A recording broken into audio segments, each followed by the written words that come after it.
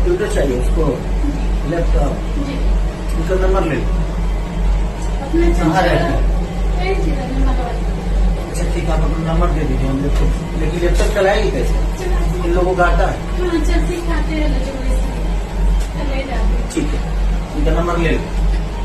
ये एक वीडियो ही काफी है खेसारी भैया की खासियत बताने के लिए। जी हाँ दोस्तों, हम आपको बता दें, कल खेसारी भैया अपनी शूटिंग पर थे, तो जो वहाँ के स्थानीय लोग थे उनमें से एक लड़की इनकी बहुत बड़ी फैन होती है और वो खेसारी भैया से मिलने के लिए आती है। जब खेसारी भैया उस लड़की से बातचीत करते हैं और पूछते हैं कि आखिर इस लड़की को क्या चाहिए, तो उस लड़की की जो मम्मी होती हैं वो बताती हैं कि इसको एक लैपटॉप चाहिए, जो कि इस लड़की को नहीं मिल पा रहा है।